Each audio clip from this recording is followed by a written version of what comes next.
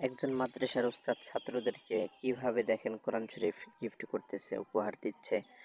শেষের জনকে দিল না, হাত দিয়ে দেখালো যে নেই। তারপর দেখেন যে বাচ্চাটি কান্না করতেছে। পরবর্তীতে ওস্তাদ আবার অন্য একটা নতুন কোরআন শরীফ আনে, ওই ছাত্রটিকে আবার মহাব্বত করে দেওয়ার পর ছাত্র অনেক খুশি হয়। তারপর দেখেন যে আবার আমরা একটা বাচ্চাদেরকে আনন্দ দেওয়ার জন্য একটা খেলার আয়োজন করা হয়েছে। এখানে অনেকেই আনন্দ পায়, যে আবার মনে করেন যে বাচ্চাদেরকে কোরআন শরীফ দেওয়া হচ্ছে। এই সমস্ত ভিডিও করার মূল মাকসাদ হচ্ছে যে বাচ্চাদেরকে আনন্দ দেওয়ার জন্য।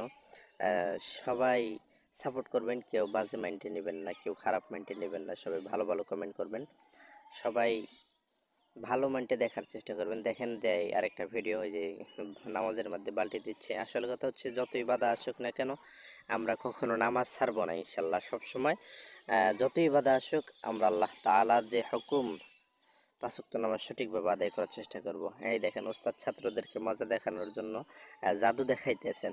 হাসির বিষয়, দেখেন কত সুন্দর রুমাল দিয়ে মাথার মধ্যে ঢাইকা দিয়ে বেলুন একটা দিয়ে দেখেন জাদু দেখাইতেছে ছাত্র।